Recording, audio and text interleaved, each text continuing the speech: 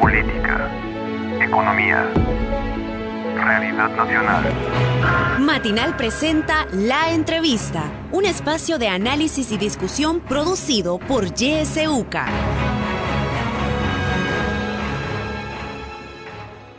Muy buenos días, bienvenidos al espacio de La Entrevista, 7 de la mañana con 3 minutos. Gracias por acompañarnos. Este día vamos a hablar sobre la elección del fiscal general de la República. Para abordar ese tema se encuentra con nosotros vía telefónica Eduardo Escobar, director ejecutivo de Acción Ciudadana. Muy buenos días, Eduardo, bienvenido. Muy buenos días, gracias por el espacio. Bien, gracias por acompañarnos. Vamos a hablar, como dije, sobre la elección del fiscal general de la República, un proceso que actualmente lleva todavía la Asamblea Legislativa. Desde Acción Ciudadana, Eduardo, ¿cuál es la postura sobre este procedimiento que está realizando la Asamblea Legislativa para elegir un nuevo fiscal general de la República? Bueno, Acción Ciudadana ha realizado un monitoreo al proceso que se está desarrollando por la Asamblea Legislativa a efecto de evaluar si el proceso tiene los requisitos necesarios, cumple los estándares internacionales necesarios para realizar una elección que garantice que se nombre a la persona idónea para ocupar el cargo de fiscal. Y en esa medida, nuestra evaluación lo que nos muestra es que esta elección también tiene las deficiencias que se han venido advirtiendo desde hace más de 10 años por sociedad civil en cuanto al procedimiento de ponderación, de evaluación y la transparencia del proceso mismo. Entonces, eso es, digamos, lo que nosotros hemos evaluado. Y lo hemos evaluado no porque queramos, como equivocadamente lo dicen personeros de Nuevas Ideas o afines al gobierno, que nosotros queramos poner un fiscal general, sino que lo hacemos precisamente para que se elija un buen fiscal general de la República. Y en esa medida, el monitoreo y el cuestionamiento que se ha hecho al proceso lleva a ese objetivo, que se elija a la mejor persona. Y no se puede elegir a la mejor persona si el procedimiento no es el correcto, no es el adecuado, como lo estamos viendo hasta este momento. Y ese procedimiento que ustedes hasta este momento han monitoreado, Eduardo, cumple con esos estándares internacionales de los que hablaba al inicio y es un proceso que permitiría en realidad garantizar un fiscal idóneo para el cargo. No, lo que hemos visto hasta el momento y la información que hemos recopilado y los análisis que se han realizado no nos muestran que sea un procedimiento que nos vaya a garantizar a la mejor persona al frente de la Fiscalía. Comenzando por un primer punto que es básico y es el perfil del fiscal. ¿Qué tipo de fiscal queremos? ¿Queremos un fiscal especialista en narcotráfico, por ejemplo, en combate al narcotráfico? ¿Queremos un especialista en materia anticorrupción? ¿Queremos un especialista en materia de derechos fundamentales? ¿Alguien que conozca el tema de desaparecidos? O sea, eso que es básico y que no es los requisitos, porque no estoy hablando de requisitos de la persona que debe ocupar el cargo de fiscal. Estoy hablando de el perfil del tipo de fiscal que nosotros queremos o que necesita el país, mejor dicho. Entonces, el proceso no ha definido eso, o sea, no se ha dicho cuál es el tipo de fiscal. Y esto es importante porque a partir de ahí es que se tendría que buscar a la persona idónea, la persona que se acerque a ese perfil para ser electo como fiscal general. Es decir, si el país dice, no, en este momento necesitamos un fiscal que trabaje contra las desapariciones, entonces tendríamos que buscar a una persona con experiencia, con experticia, con los conocimientos en esa materia. Y entonces eso guiaría la elección. Entonces, sin perfil, es difícil elegir a la mejor persona de acuerdo a las necesidades del país. Ustedes como Acción Ciudadana y también confunde, presentaron un baremo, un instrumento para precisamente poder hacer este procedimiento. Sin embargo, Eduardo, los diputados no lo tomaron en cuenta en este proceso. ¿A qué cree usted que los diputados de esta comisión no les interesó llevar un proceso basado en un instrumento como esto que permitiera precisamente garantizarle a la población un proceso más transparente? Sí, efectivamente, nosotros en conjunto con Funde hicimos llegar a todas las fracciones legislativas, a la Comisión Política y particularmente a la diputada Claudia Ortiz y el diputado René Portillo Cuadra. Les hicimos llegar el baremo, se los entregamos, con el objetivo de que pudiera introducirse al proceso de elección parámetros objetivos de medición de la competencia notoria que pide la Constitución para el cargo de fiscal. Y esto, lo digo y lo reitero, no con el objetivo de que se elija a X persona, sino que con el objetivo de que el procedimiento no garantice una buena elección. Y en esa medida nosotros lamentamos, y eso lo dijimos en la conferencia de prensa ayer, lamentamos que la Comisión Política no haya retomado el baremo o cualquier otra herramienta que le permitiera hacer una buena elección, o sea, que pudiera medir, porque lo que ha dicho la Comisión Política es todos son idóneos y que sea el Pleno el que elija. Y eso no puede ser así, o sea, no podemos decir que todos son los idóneos para el cargo. O sea, tienen algunos de las personas postuladas, tienen fortalezas, tienen debilidades, y para eso sirve este tipo de herramientas, para medir qué pesa más en el candidato, si las fortalezas que tiene, sus debilidades. Que Nuevas Ideas no lo haya retomado nos muestra que repite las prácticas de legislaturas anteriores, es decir, hacer una elección dejando la decisión al arbitrio de los intereses políticos partidarios. Y eso es lo que está haciendo de nuevo Nuevas Ideas. No está, digamos, haciendo una elección diferente a lo que hicieron Arena y el FMLN cuando comandaron la Asamblea Legislativa. Entonces esa es una parte, el interés político. Lo otro es también ignorancia, desconocimiento de cómo se puede utilizar este tipo de herramientas, porque la mayoría de diputados de Nuevas Ideas pues nunca han estado metidos en estos procesos y en estos temas, entonces ellos desconocen, digamos, cómo se puede mejorar una elección. Y lo tercero es que el chip que tienen los diputados de Nuevas Ideas es que todo lo que pueda provenir de sociedad civil hay que desecharlo porque no les interesa, porque nosotros respondemos a intereses de Arena o del FMLN, etcétera, etcétera. O sea, esa cantaleta de que nosotros pues estamos en contra del pueblo, entonces por lo tanto no se va a atender nada de lo que nosotros digamos o propongamos. Entonces, digamos, eso creemos que son las razones de por qué Nuevas Ideas no ha retomado el baremo. Sí, Acción Ciudadana el día de ayer también hablaba sobre un trato que no fue equitativo para cada candidato a fiscal de la República en todo este proceso que ha llevado la Asamblea Legislativa. ¿Por qué este proceso de entrevistas no ha sido equitativo, Eduardo? Esa es una buena pregunta que hay que trasladarle una respuesta a la ciudadanía en cuanto a que nosotros medimos el tiempo que tuvo cada candidato en su entrevista en global y también el tiempo que tuvo para exponer su postura y luego el tiempo de preguntas. Entonces, lo que nosotros encontramos es que se tuvieron 2 entrevistas que duraron 50 y 1 minuto, y 1 hora, perdón.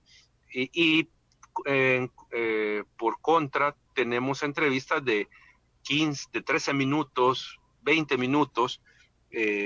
Incluso tuvimos una entrevista donde a la persona se le dieron 2 minutos para que planteara su hoja de vida.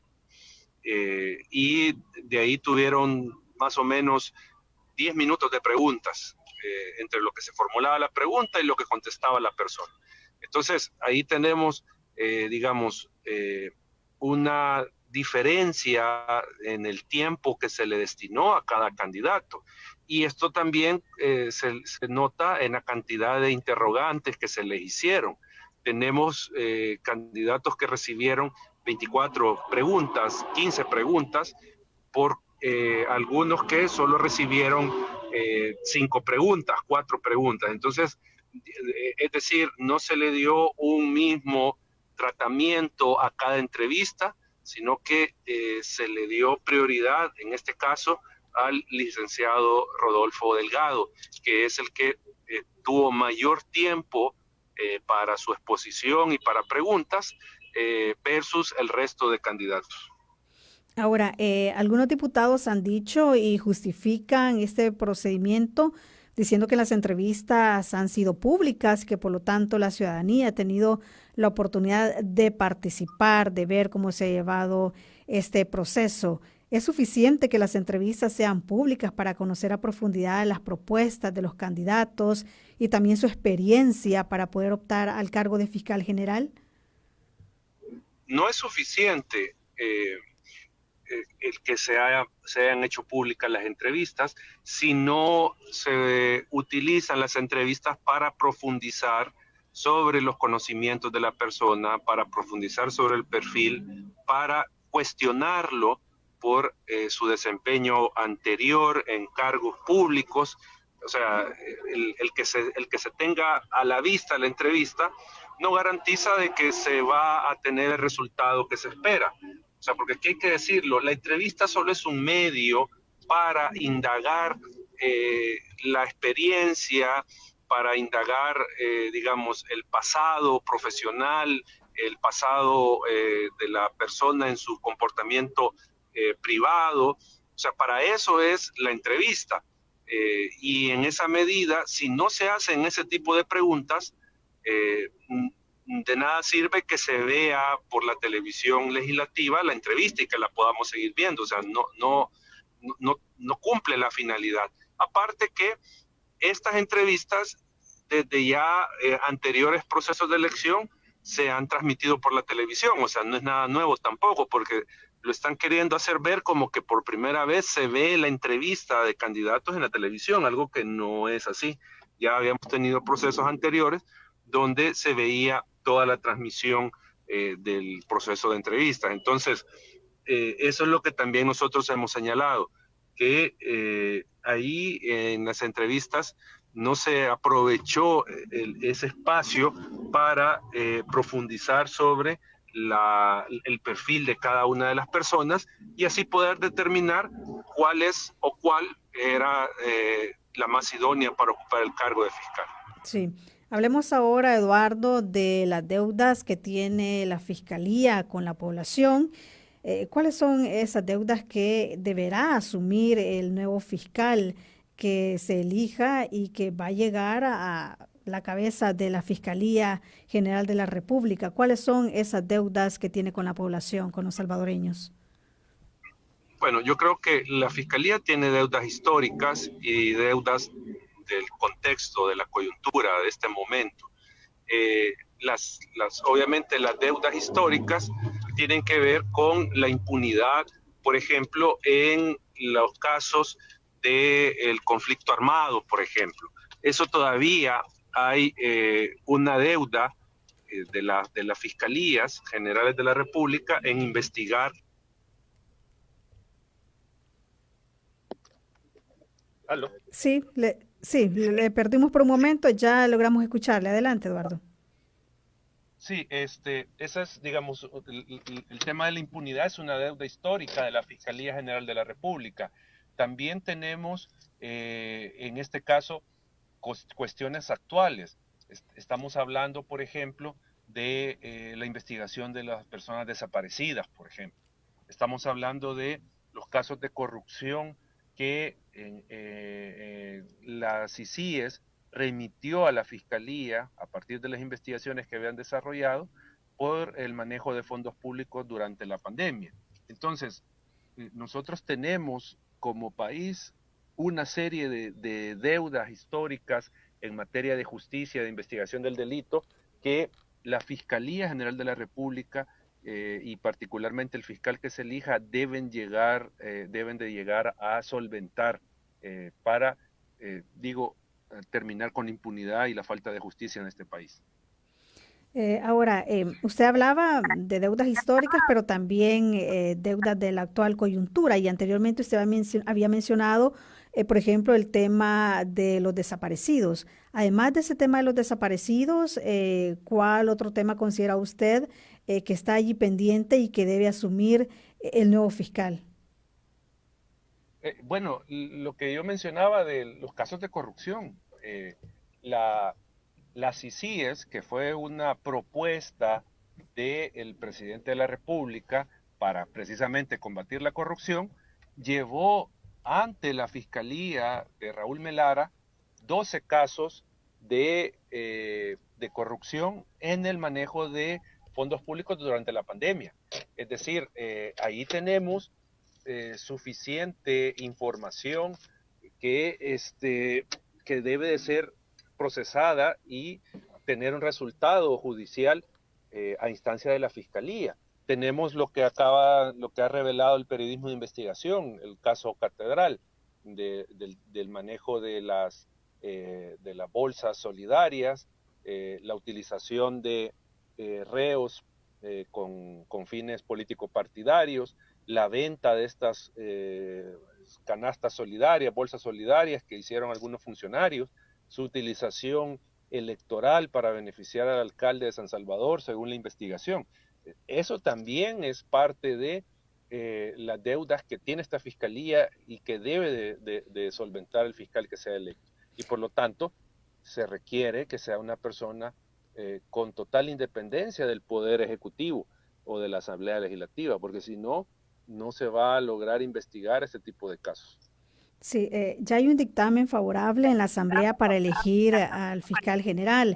Ayer el partido Gana ya sentaba postura y decía que le daban el respaldo al actual fiscal, el Rodolfo Delgado. ¿Qué opina usted de estas declaraciones del partido Gana que abiertamente están respaldando ya al actual fiscal, Rodolfo Delgado? Bueno, el dictamen según se conoció en la sesión de la Comisión Política, que ya se tiene, lo que hace es delegar al Pleno Legislativo para que haga la elección. Es decir, el dictamen no contiene una propuesta de elección de parte de la Comisión Política, sino que solo lo deja al Pleno, que sea los 84 diputados los que elijan. Eso por un lado, y por el otro, con lo que tiene que ver con la declaración de algunos diputados sobre reelegir a Rodolfo Delgado, perdón, habría que advertir que tanto para este funcionario como para cualquier otro que está buscando la reelección, lo fundamental para procesar y avalar una reelección es analizar los resultados de la gestión. O sea, eso es, digamos, lo prioritario. Yo no me puedo postular para una reelección si no he dado resultados positivos de mi gestión. Y eso es lo primero que se debe de evaluar. ¿Habrá tenido resultados positivos Rodolfo Delgado al frente de la Fiscalía? ¿Los habrá tenido? Y para eso eran las entrevistas, para eso era la evaluación de un plan de acción que debía de haber presentado cada candidato. O sea, eso es lo que se hubiese preguntado con mayor profundidad en las entrevistas. ¿Qué resultados tuvo? Pero, digamos, no solo una opinión sobre los resultados, sino que con pruebas de cuál fue el desempeño, cómo encontró a la fiscalía, qué es lo que mejoró, etcétera, etcétera. O sea, eso es lo que tendría que evaluarse en primer lugar de cualquier candidato que se busca para reelegirse.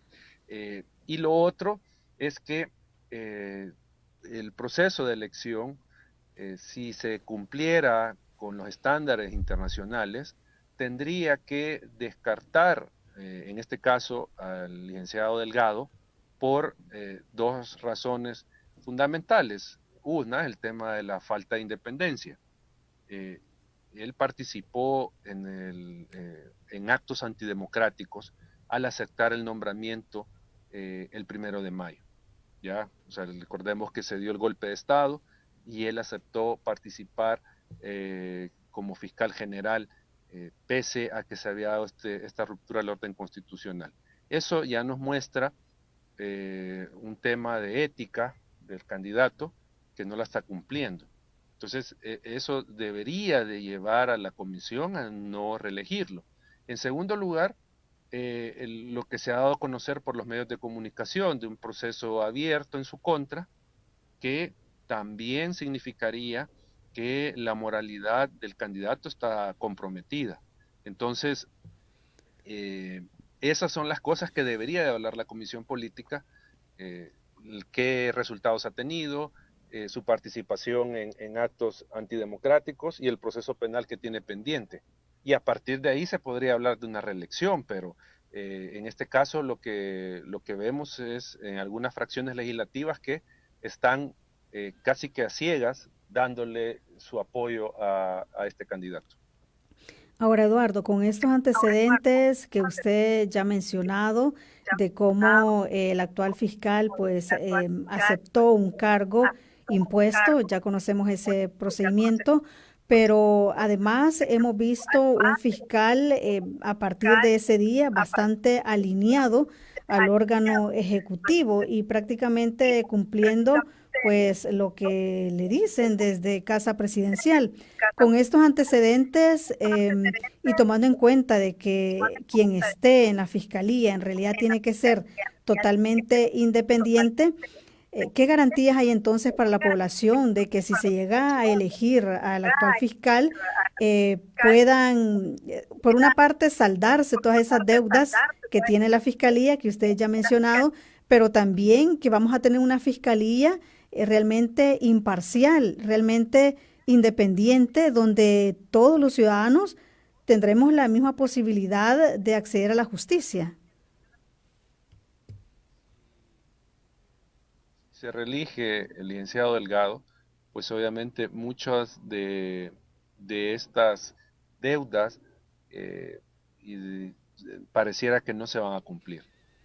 Y esto por el tema precisamente de la independencia, porque para investigar el tema de desaparecidos, que al final puede dejar en evidencia el fracaso del plan de control territorial, por ejemplo, y esto afectar la popularidad del gobierno, investigar casos de corrupción en el manejo de la pandemia, también afectaría al gobierno, como yo lo decía hace un momento.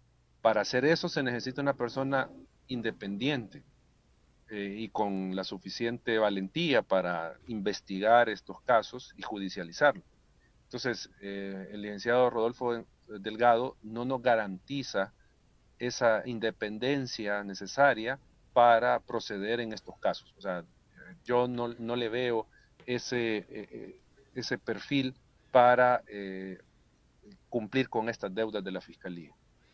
Ahora, Eduardo, también hablando de la independencia que debe tener el fiscal y la fiscalía en general, la unidad de investigación financiera, que es oficina primaria adscrita a la Fiscalía General de la República y que tiene como objetivo la prevención y el combate del delito de lavado y de activos, ¿cómo podría verse afectado el trabajo de esta unidad, dado que debe ser una unidad independiente de otros órganos de Estado? Y estamos viendo a una fiscalía, como decía antes, bastante plegada al Ejecutivo. ¿Podría haber algún impasse, limitación para que esta unidad financiera, inteligencia financiera, pueda realmente realizar su labor?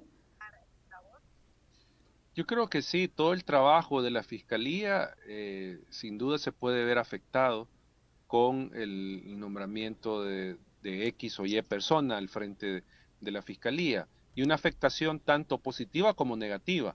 En este caso, y nosotros lo decíamos en la conferencia de prensa del día de ayer, consideramos que la persona que se elija como fiscal debe de dar las suficientes garantías y confianza a la comunidad internacional de que su labor se va a enmarcar en coordinar y combatir, digamos, los flagelos de la región, por ejemplo, el tema del narcotráfico. O sea, es importante que la persona que se elija tenga esa disposición de trabajar coordinadamente con todas las instancias regionales o en todo caso instancias internacionales que trabajan, por ejemplo, este tema del combate al narcotráfico. Igual con el tema de la corrupción, el lavado de dinero. O sea, si no se le da esa garantía a la comunidad internacional, pues el país va a tener un problema con el cumplimiento de estas obligaciones que se tiene del país. Y para eso se necesita una persona, insisto, que sea independiente y que llegue a hacer el trabajo adecuado al frente de la Fiscalía. Bien, vamos a hacer una pausa. Cuando regresemos, vamos a continuar hablando sobre este tema, pero también usted va a tener la oportunidad de participar en esta entrevista. Ya regresamos.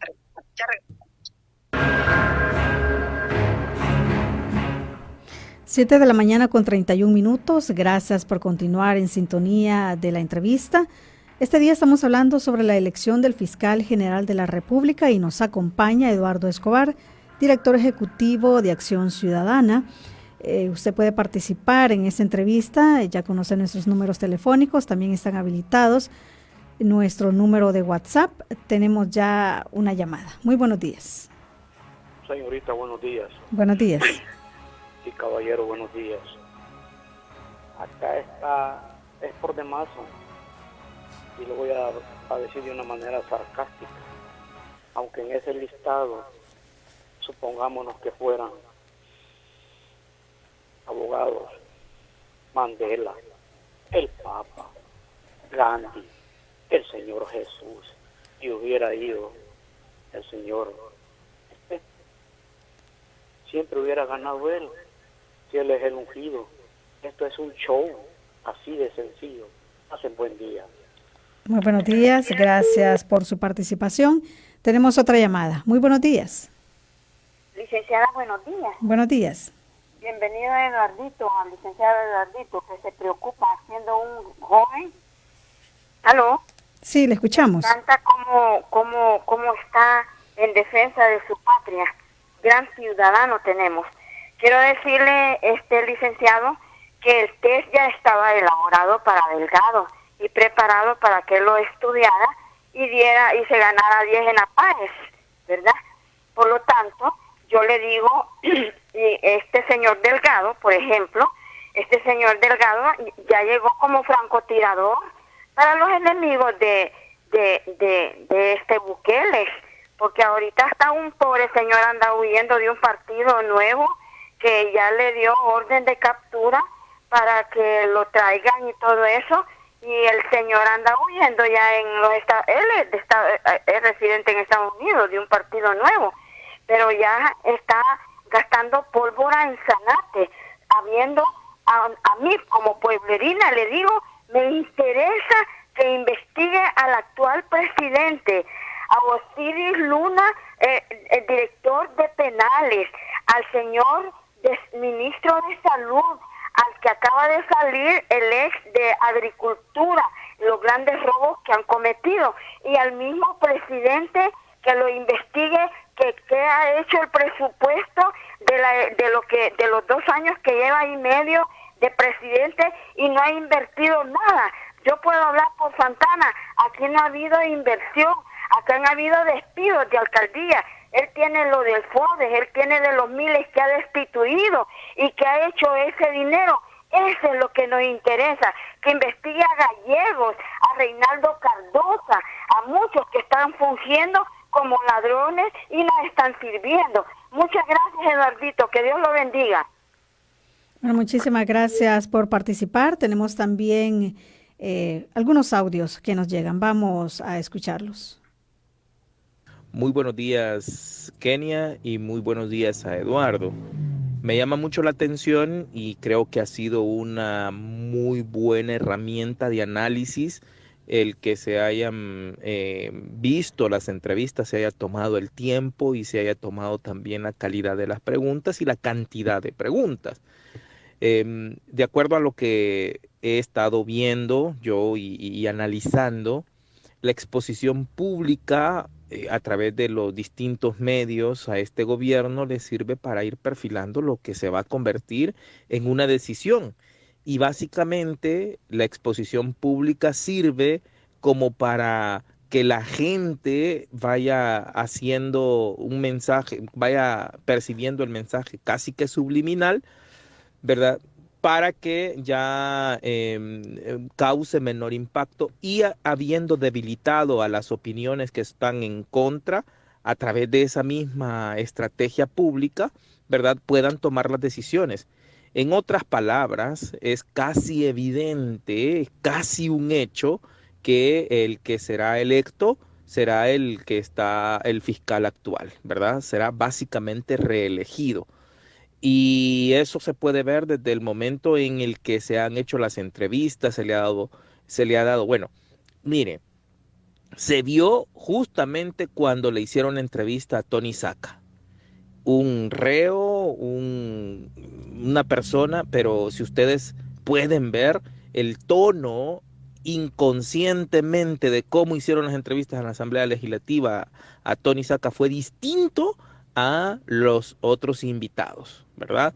Evidentemente este es un manejo público, ¿verdad? Así que felicito por ese mecanismo y esa forma de valoración que hicieron sobre el análisis que se está haciendo para la elección del fiscal. Muy buenos días. Muy buenos días, gracias. Tenemos una llamada, vamos a dar paso. Buenos días. Gracias, buenos días. Gracias a IS Busca por esta entrevista tan especial.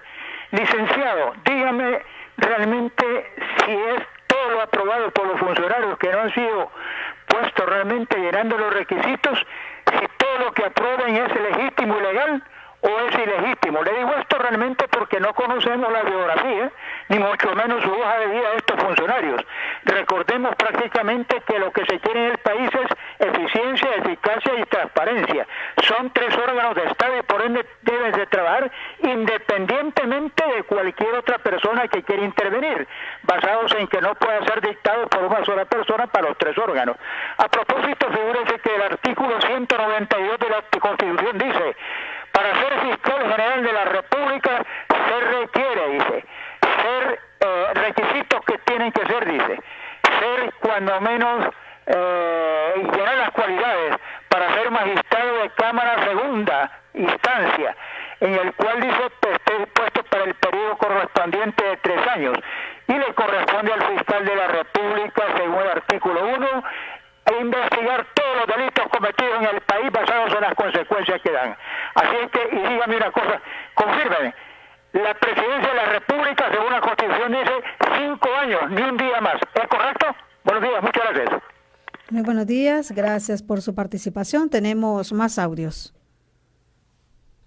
Buenos días, Yesuca. Yo quería opinar ahí respecto al tema. ¿Cómo que Gana no va a apoyar al fiscal si en su reelección, si él investiga más que todo allá Gallego, que el señor está embarrado ahí de bastantes cosas?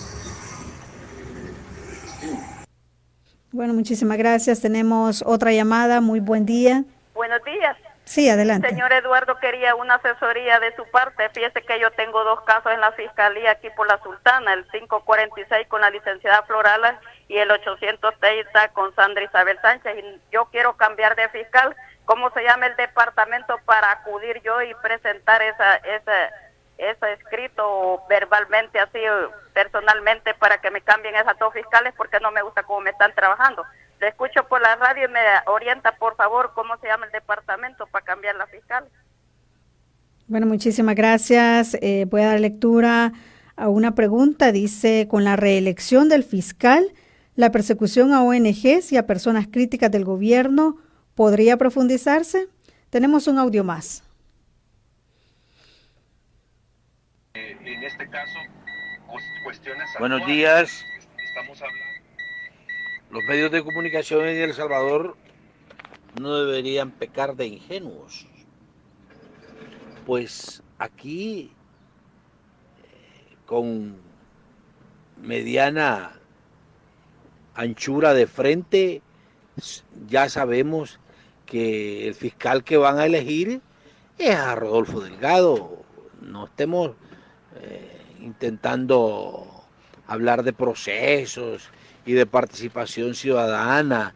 No, si aquí el poder está concentrado y el poder decide quién es el que va a jugar el partido en cada momento.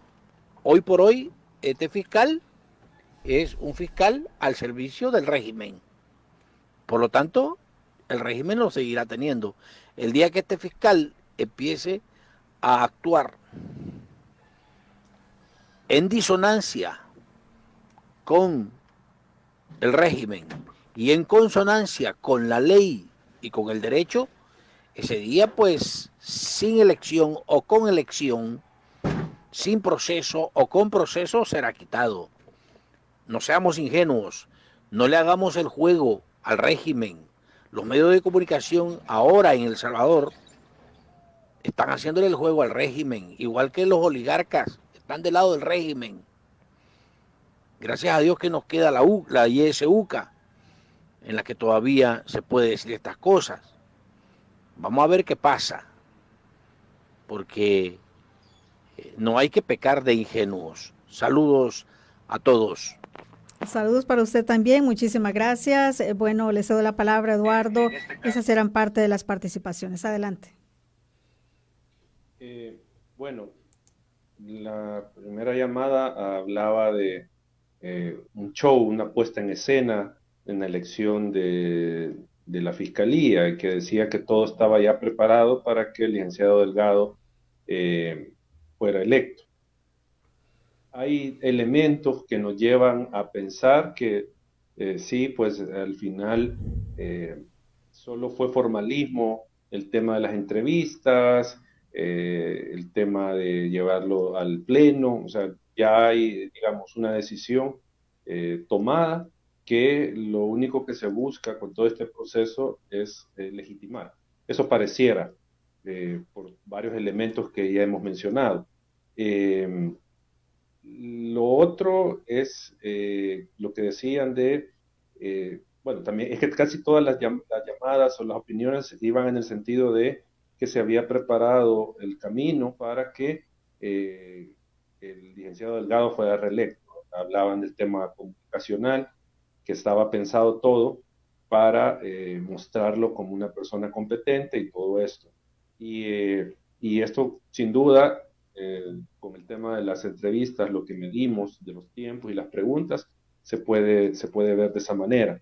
El otro caballero, creo que, si no le entendí mal, sí, lo que estaba haciendo la Asamblea Legislativa con la elección era legítimo. Bueno, ahí nosotros ya hemos señalado que hay deficiencias en el proceso.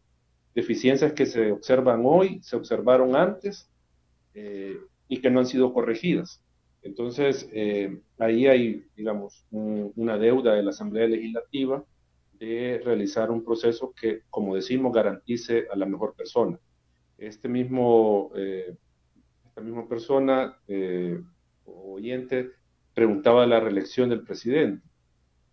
Obviamente, la Constitución lo prohíbe y la interpretación que se ha conocido por ahí de los abogados que están usurpando la función de magistrados de sala de lo constitucional, es totalmente sin fundamento. Así que no, o sea, por la ley, por lo legal, no puede reelegirse el presidente de la República.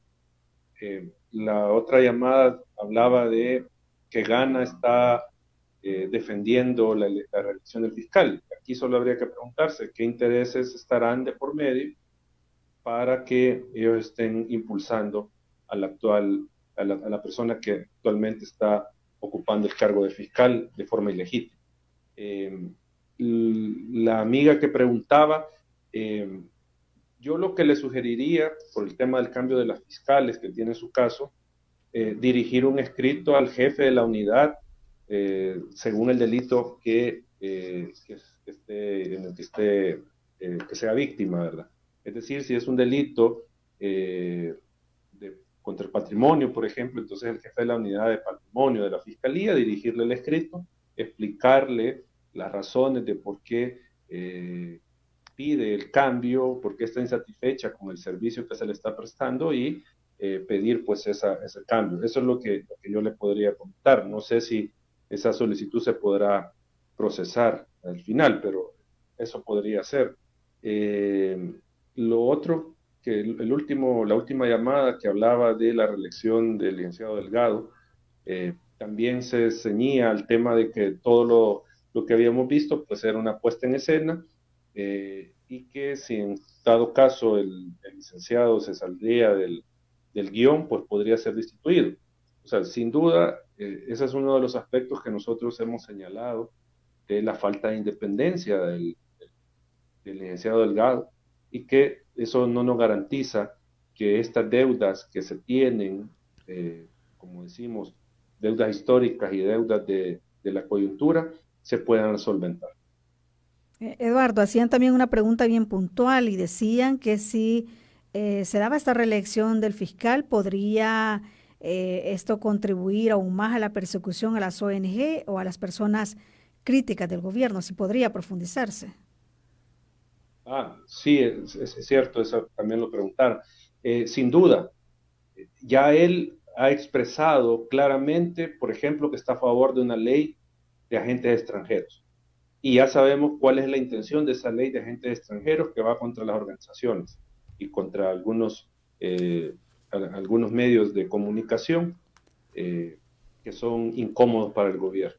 Entonces, él ya lo dijo claro, que sí, que está bien, que apoya esta ley.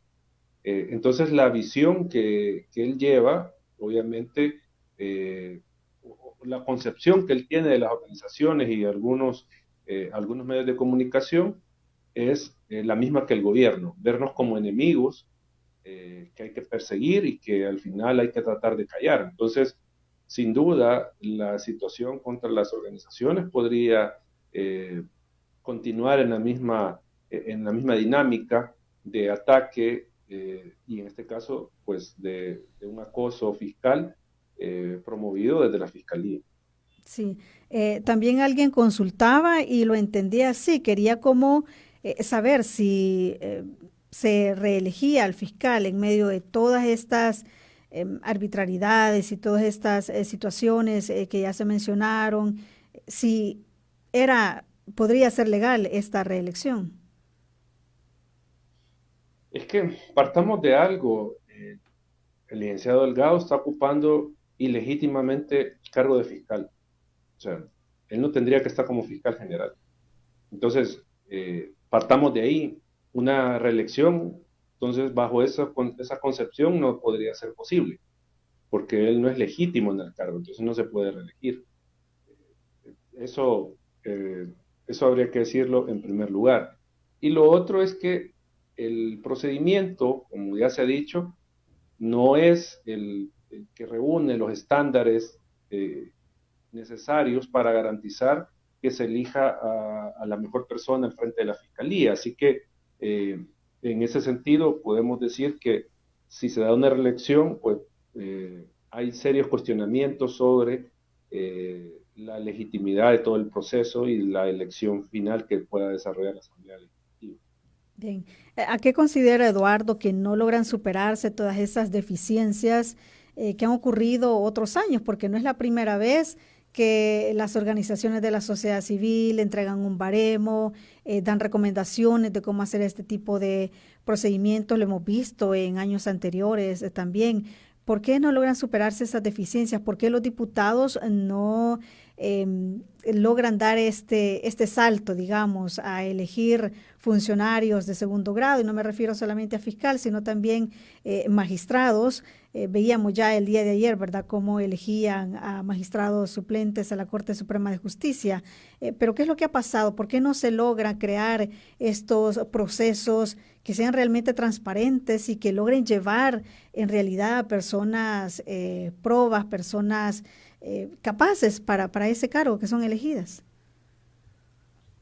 Bueno, yo creo que la razón de eso es que los políticos nunca han estado interesados en fortalecer la independencia de las instituciones, nunca han estado interesados en fortalecer la institucionalidad de estas entidades de control, sino que por el contrario, el interés que hay de cualquier político, de cualquier ideología, de cualquier partido, precisamente es cubrirse las espaldas, tener controlado a quien controla, previendo que el día de mañana esta institución o este funcionario va a cubrir las ilegalidades que cometa esta persona que lo eligió al frente de una institución.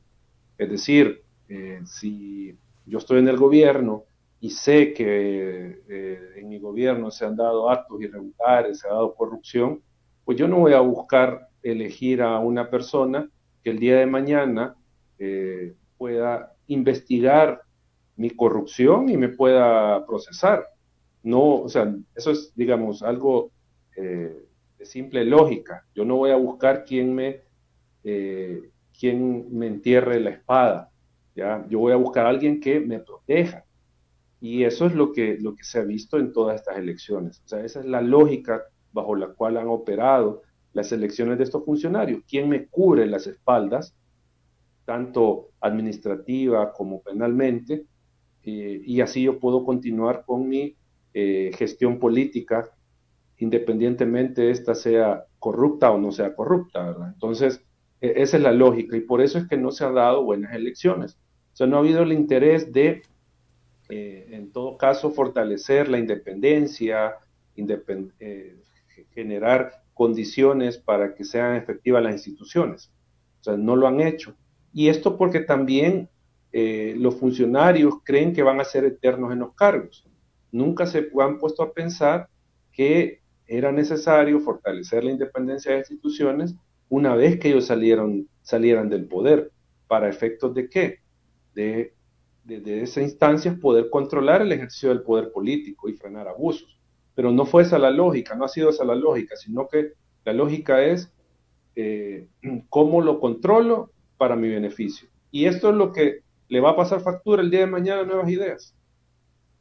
Bien, quisiera aprovechar, Eduardo, a preguntarle su opinión con lo que ya mencionaba, ¿verdad? El día de ayer los diputados eligieron a magistrados suplentes de la Corte Suprema de Justicia, y lo vinculo porque estamos hablando de estos procesos de elección que llevan la Asamblea Legislativa.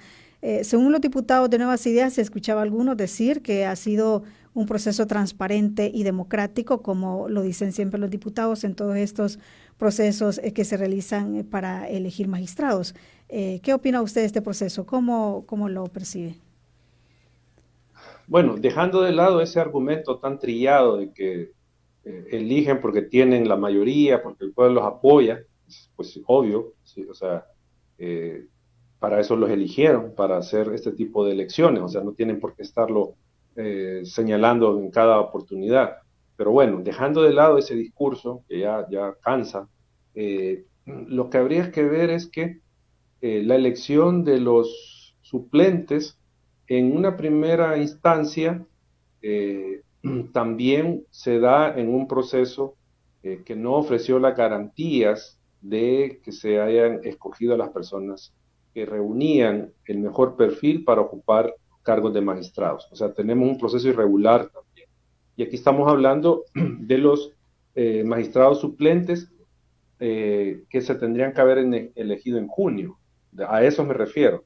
Digamos, ahí hay un proceso deficiente con todos los señalamientos que se le puedan hacer referentes a que no se estableció un perfil, que no se establecieron criterios de ponderación, etcétera. O sea, digamos, ese sería el cuestionamiento con los casos de magistrados que tenían que haberse electo en junio, los suplentes. Pero donde sí hay que decir que eso es totalmente ilegítimo y es darle continuidad al golpe de Estado del 1 de mayo, esa es la elección de los suplentes de magistrados de Sala de lo Constitucional. ¿Por qué? Porque no tendrían que haber sido electos, porque no tendrían que haber sido destituidos los anteriores magistrados. Entonces, ahí se mezclaron estas dos elecciones de suplentes de Sala de lo Constitucional y suplentes de los magistrados que fueron electos en junio. Bien, Eduardo, ya nos queda poco tiempo. Con este contexto que usted nos ha dado, ya volviendo a la elección de fiscal general de la República, que ha sido pues bastante deficiente, que se ha hecho sin un instrumento que pueda evaluar adecuadamente las candidaturas, donde no ha habido equidad en las entrevistas, como usted ya lo mencionaba.